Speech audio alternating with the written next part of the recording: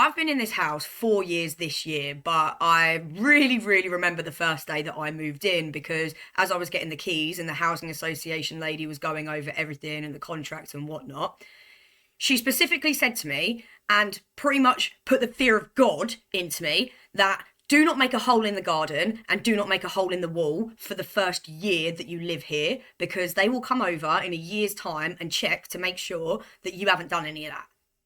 So I'm like, okay, fine. Like, okay, I wanted to plant some stuff in my garden, but that's okay. I'll put them in pots. And then I guess I'll just put hooks everywhere in my house for the first year. So that's what I did for the first year. I just had like those sticky hooks, the command hooks and everything everywhere, right?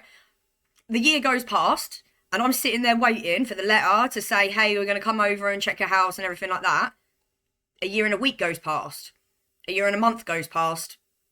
2 years comes. Do you think they ever come round? No, of course they didn't. So I could have put a hole in the wall and I could have put a hole in the garden, but I was told not to, so I didn't.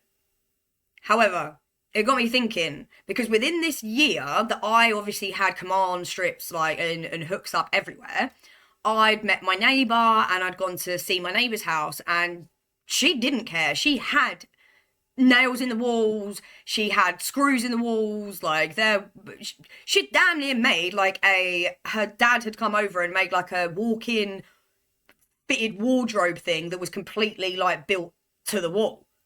So I'm like, all right, well, fair enough, you do you, but like I say, the woman put the fear of God into me, so I didn't touch the property. Well, roll on, and I don't know, man. She has spent so much money doing that house up that she doesn't even own. And I'm pretty sure that what she's just done is not allowed. I remember after a year of living here, me being like, oh, let's have a look and see like whether I can get an extension or put a porch on. Like, oh, I didn't have the money, but it was something to look forward to, like a dream to be like, oh, if I can, then maybe I, really work to get that.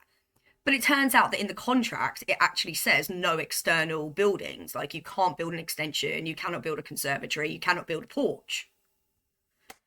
So when I got woken up the other day from some construction work that was going on next door, and I looked out my back garden and I saw something go up, I'm going to put the picture here right now. So on the right side there, you can see that this is a brand new little conservatory thing that's gone up.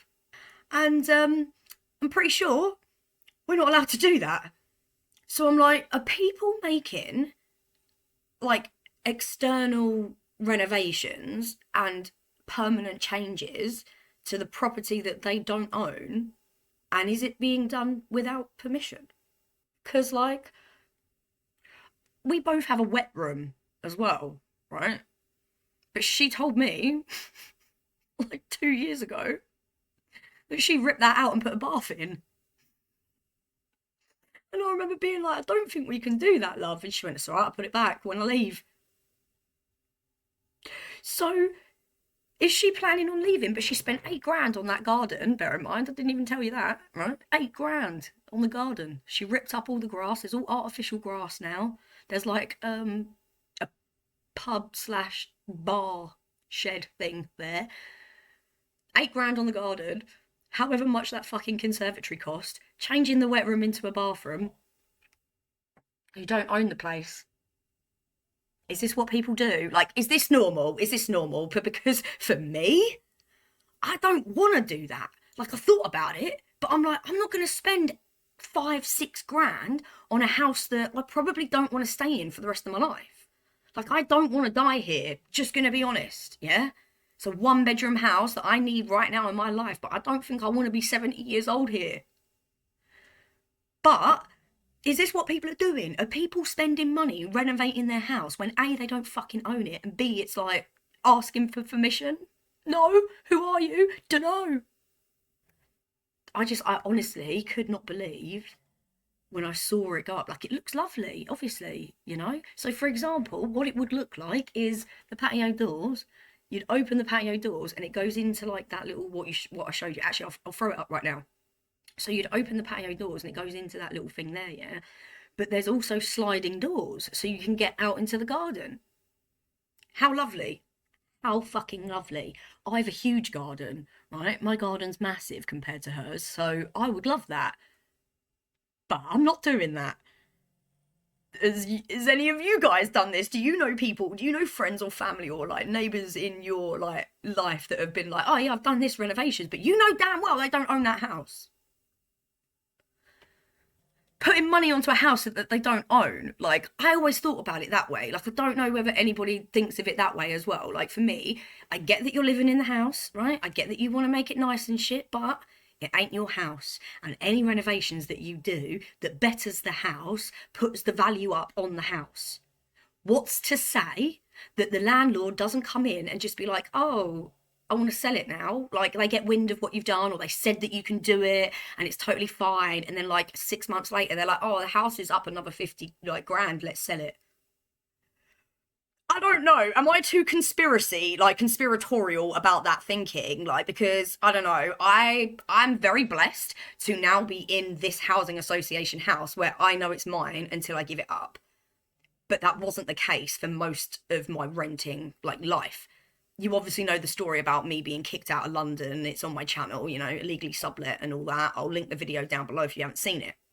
But there has been countless other times. Another time where I was living in Thurston, where the landlord was just like, yo, hey, Katie, by the way, I'm gonna take this house and I'm gonna make it into two houses. So you need to move. Great.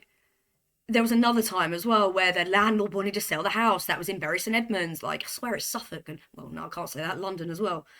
It's me, right? It's me. I've got bad luck. So there's no way that I was ever going to spend money on a fucking rental house that like 9 times out of 10 I'm going to get thrown out of anyway because they want to bloody sell it. But even in like a council house or a housing association house, ain't no way. Ain't no way that I'm doing nothing to this house, and there ain't no way that I wouldn't ask them to. I don't know. I just had to ask. Like, I'm blown away by the the amount of money of the renovations for a, like I say, a house that you don't own, and b, you didn't even ask. So it's like, what happens? What happens? Does she just put that back when she leaves? Do you just do you just knock it down? Like, I'm unsure about it because they tell us not to do it permanent fixtures for a reason. There must be for a reason. If they said you can do it but just take it down after, fine. But that's not the case. All power to people that have got the money to be able to do this, right? Because like I said, 8 grand on that garden, that thing must be about 3-4 grand. Like, if you got the money to go and do it, fair enough. But for me, I feel like, would you not just save that money to then get a mortgage so that you can then renovate the house and it's yours? I don't know. What do you think about this? Let me know.